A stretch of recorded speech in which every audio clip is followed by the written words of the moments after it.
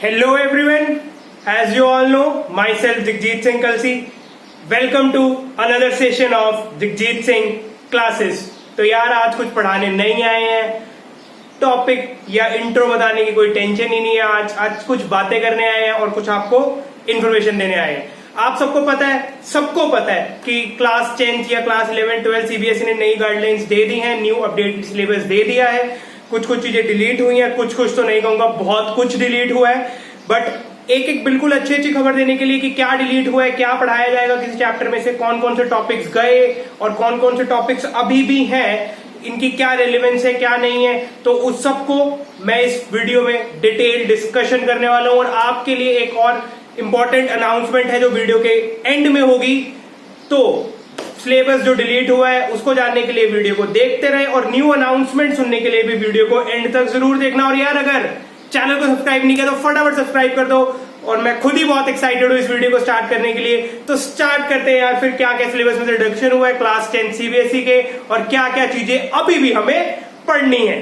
तो यार फिर अगर बात करें कि क्या सिलेबस डिडक्ट हो गया और क्या टॉपिक्स अभी भी है, तो जैसे कि आप लोग यहाँ पे देख पा रहे हैं कि अगर मैं बात करूं यूनिट 1 की, जो केमिकल सब्सटेंस, जो फर्स्ट 4 चैप्टर्स हैं हमारे, अगर मैं उनकी बात करूं तो चैप्टर 1 में से कुछ भी डिलीट नहीं हुआ है, चैप्टर 1 में से कुछ भी नहीं गया, चैप्टर 2 पूरा है।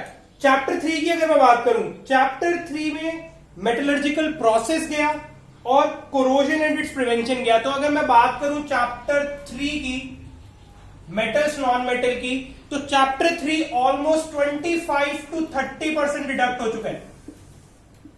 ये 25 to 30% डिडक्ट हो चुका है चैप्टर 3। तो कुछ बातें हैं इसमें हम पढ़ेंगे। अगर अब मैं आगे चलूं और बात करूं बायोलॉजी की, अगर मैं बायोलॉजी की बात करूं, चैप्टर 6 जो लाइफ प्रोसेस है कंप्लीट आना है। But chapter 7 control and coordination गया, चैप्टर 7 कंट्रोल एंड कोऑर्डिनेशन बहुत कुछ गया।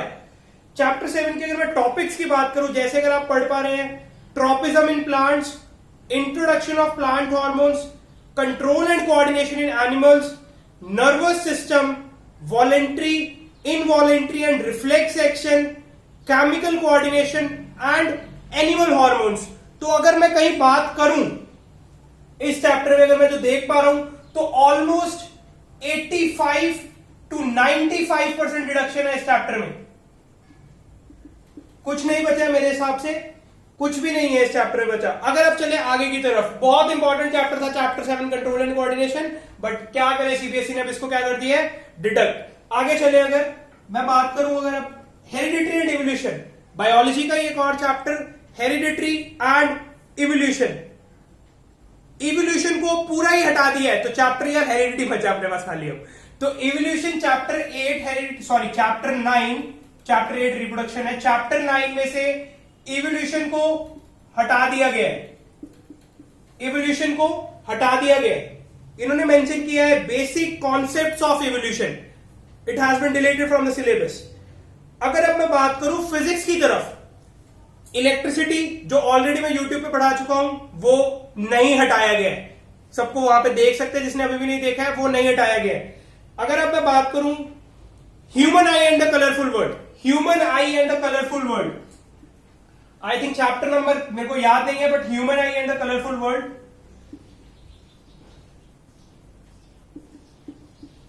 Human I and colourful world की अगर मैं बात करूं, तो इसमें से जो टॉपिक्स गए हैं, जैसे कि आप देख सकते हैं, functioning of lens in human eye, एक टॉपिक को हटा दिया गया, functioning of lens in human eye, defects of vision and their correction, मतलब जितने भी डिफेक्ट्स थे विजन के, खत्म, नहीं पढ़ने अब, एंजॉय। उसके बाद application of spherical mirror and lenses, बहुत ही वास्ट चैप्टर है।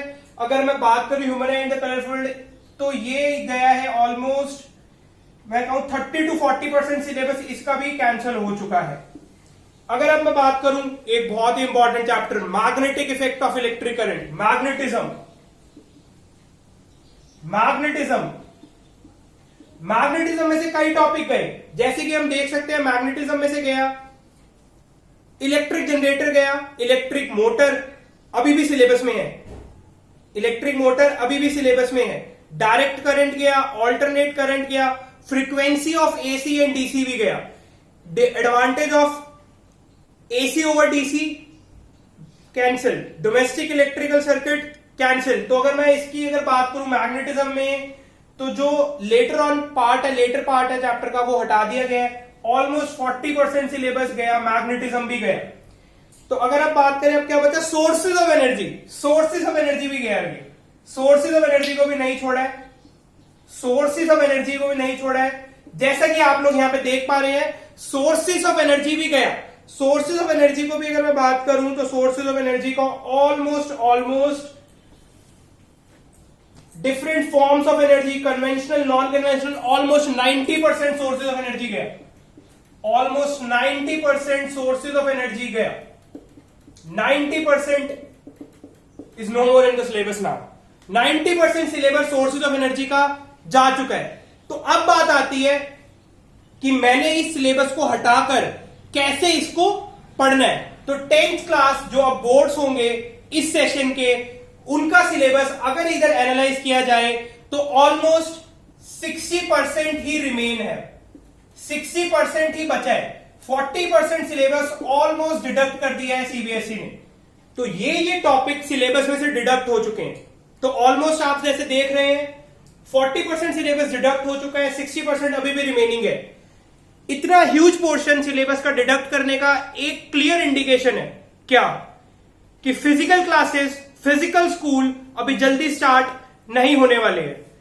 But it does not mean कि एग्जाम्स भी नहीं होंगे, एग्जाम्स होंगे।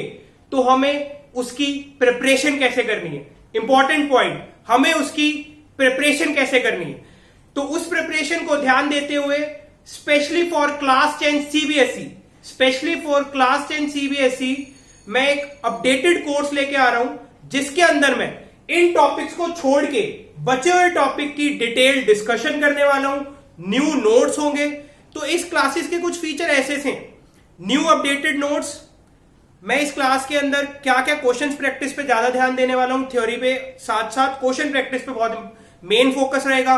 बट क्वेश्चन प्रैक्टिस करी कहां से जाए, बच्चे अंधाधुंध क्वेश्चन प्रैक्टिस करते हैं। क्वेश्चन बैंक और क्वेश्चन प्रैक्टिस करने के लिए जो क्वेश्चंस का सोर्स होना चाहिए वो हमेशा टॉप नॉच होना चाहिए। तो सीबीएसई को ध्यान रखते हुए, सीबीएसई के पैटर्न्स को ध्यान रखते हुए, तो जो क्वेश्चन बैंक बनता है वो हमेशा कहां से होना चाहिए, सीबीएसई की एनसीईआरटी बुक्स को बिल्कुल फॉलो करना चाहिए। फर्स्ट, एनसीईआरटी के question answers. Second, previous year questions, जिससे हमें आइडिया हो जाए कि एग्जाम कैसे आने वाला है। Third, NCERT exemplar, very very very important. Then last but not the least, last 10 years CBSE sample papers.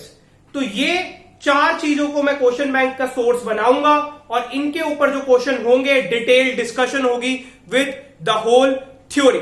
समझ आ रही है सबको बात। तो ये कोर्स को ज्वाइन करने के लिए बहुत ही मिनिमल प्राइस पे ये कोर्स है। इसका मतलब ये नहीं कि मैं यूट्यूब पे नहीं पढ़ाऊंगा, यूट्यूब पे मैं पूरी कोशिश करूंगा कि मैं सारी थ्योरी एक्सप्लेन करूं, बट लिमिटेशंस है कुछ। मैं शायद उतने क्वेश्चंस नहीं करा पाऊंगा जितने क्वेश्चन मैं अपने ऑनलाइन क्लासेस में या पेड बैचेस में करा पाऊंगा।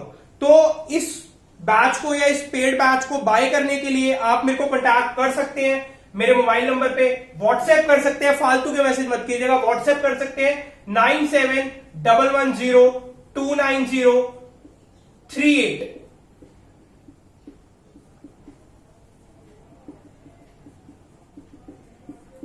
कांटेक्ट कर सकते हैं आप मेरे को। अपडेटेड कोर्स है एकदम, और ये कोर्स एक तरह से देखा जाए तो एग्जाम ओरिएंटेड होगा। How to score well in the boards in this current situation.